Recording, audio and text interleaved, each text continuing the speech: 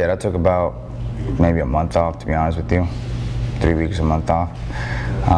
It was good, to be honest with you, because it's a lot of injuries that the body gets to get better from, to recover from, not getting hit in the head and sparring and stuff. You know, you got to let your head recover, and you know, boxing is a 24/7 job. You got to be in shape at all times, and there's not many times where they tell you you can't train, take the 2 months off, no matter what, because you're not going to fight.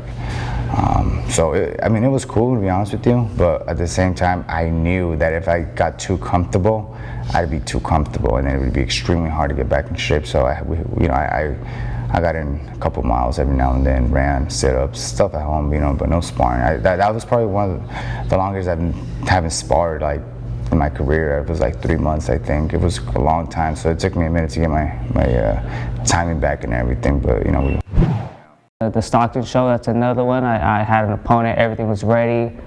Another full-on training camp, sparring, running, dieting, everything I can do. And then this whole epidemic hit, the COVID-19, and put a halt to everything.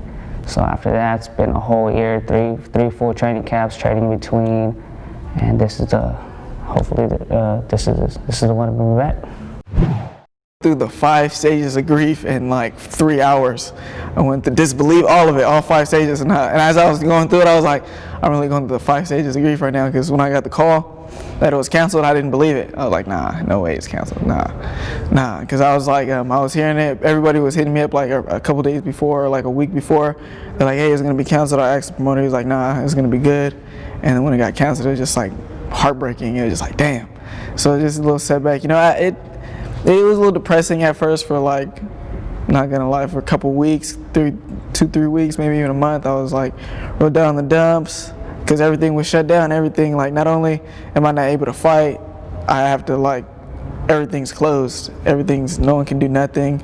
So then everyone's getting unemployed and all that stuff. So then you're just at home. And then when the fight day came around, I was like, I'm supposed to be fighting today in front of the home team, like in front of everybody. I had to cancel their flights, cancel the hotels. So it was just like, it was really heartbreaking. But once we got back going again, finally, I think like 2 months later, we got back in the gym finally. Once that started happening, I started working again. So it was just like, things went back to normal, and I just look at it as a blessing, you know. Just everything, I feel like everything happens for a reason.